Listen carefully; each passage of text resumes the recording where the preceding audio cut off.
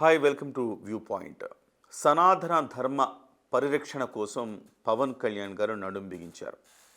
ఈ మేరకు ఆయన కేంద్రాన్ని కూడా కోరారు సనాతన ధర్మ రక్షణ బోర్డును ఏర్పాటు చేయాలని.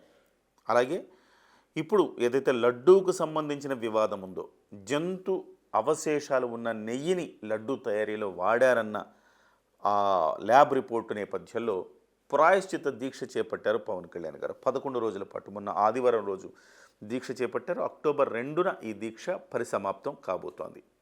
ఈ దీక్ష చేపట్టి అక్టోబర్ 2న ఆయన అంటే 1వ తారీఖున తిరుమలలో కాలినడకన మెట్ల మార్గం ద్వారా 2వ తారీఖు తిరుమల సన్నిధికి చేరుకోబోతున్నారు. అక్కడ ఆయన దీక్ష విరమణ చేయబోతున్నారు. అయితే ఈలోపు ఒక 4 రోజుల పాటు పార్టీ పరంగా కొన్ని కార్యక్రమాలు చేయాలని ఆయన సంకల్పించారు. దానికి సంబంధించిన నోటు కూడా ఇవ్వటం జరిగింది. అంటే దీక్ష ఆయన 9వ రోజుకు చేరుకుంటుంది 30వ తారీఖుకి. ఆ రోజు నుంచి ఏం చేయాలి అని చెప్పారు. 30వ తేదీన సాయంత్రం ఆలయాల్లో దీపాలు వెలిగించి పూజలు నిర్వహించడం. అక్టోబర్ 1వ తేదీన ప్రతి ఒక్కరూ ఓం నమో నారాయణ అనే మంత్రాన్ని సామూహికంగా గుళ్ళు, యోగా కేంద్రాలు, ఇళ్లలో పఠించడం. 2వ తేదీన నగర సంకీర్తన కార్యక్రమాలు నిర్వహించడం. దీక్ష పరిసమాప్తం అయ్యే చివరి రోజు అంటే 3వ తేదీన ఆలయాల్లో భజన కార్యక్రమాలు ఏర్పాటు చేయాలి. ఈ కార్యక్రమాలను పార్టీ నాయకులు, వీర మహిళలు, జన సైనికులు ముందుండి నడిపిస్తూ సనాతన ధర్మాన్ని నమ్మే ప్రతి ఒక్కరిని భాగస్వామ్యం చేయాలంటూ దీనికి సంబంధించి ఒక ప్రెస్ నోట్ కూడా విడుదల చేశారు. అంటే ప్రభుత్వ పరంగా ప్రభుత్వం చర్యలు తీసుకుంటా ఉంది. దానికి సంబంధించి విజిలెన్స్ సిట్ ఎంక్వైరీ ప్రభుత్వం ఏర్పాటు చేసింది. ఆ ఎంక్వైరీలో నిజానిజాలు తేలుతాయి.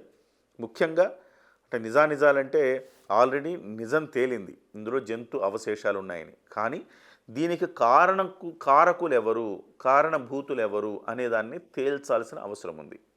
జగన్మోహన్ రెడ్డి గారు నియమించిన పాలక మండలి సభ్యుల, లేకపోతే అప్పటి ఈవోనా, లేకపోతే అక్కడ పోటులో ఈ లడ్డూ తయారీలో నిమగ్నమైన అధికారుల, ఎవరు దీనికి బాధ్యులు, ఎక్కడ ఏ రకమైన తప్పిదం జరిగింది, వాటిని ఏ రకంగా శిక్షించాలనే అంశం మీద సిట్ దర్యాప్తు జరుగుతుంది. ఈలోపు పవన్ కళ్యాణ్ గారు ఒక హిందూ ధర్మాన్ని నమ్మే వ్యక్తిగా ఆయన ప్రాయశ్చిత దీక్ష చేపట్టారు. ఆయన బాటలో అనేక మంది జన సైనికులు ప్రాయశ్చిత దీక్ష తీసుకున్న విషయం మీ అందరికీ తెలిసిందే.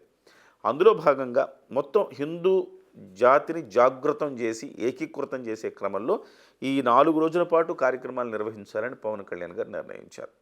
మరి చూద్దాం, అంటే హిందువులే కాకుండా ఇతరులు కూడా, అంటే ఒక ధర్మాన్ని ఇప్పుడు పవన్ కళ్యాణ్ గారు లేకపోతే ఇంకొకరు మనందరం ఏంటంటే మన మతాన్ని ఆచరిస్తాం, ఆరాధిస్తాం, అలాగే పరమతాన్ని కూడా మనం గౌరవిస్తాం.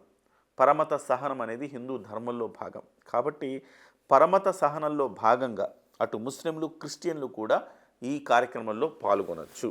వాళ్ళు కూడా సంఘీభావం తెలియచేయచ్చు. సో తద్వారా భారతదేశంలో లౌకిక రాజ్యంగా మనం ఏదైతే చెప్పుకుంటామో భారతదేశం, దానికి ఒక నిజమైన నిదర్శనం మనం చూపించాలంటే ఈ కార్యక్రమాల్లో అన్ని కులాలు, అన్ని మతాల వారు కూడా పాల్గొనాల్సిన ఆవశ్యకత అయితే ఉంది.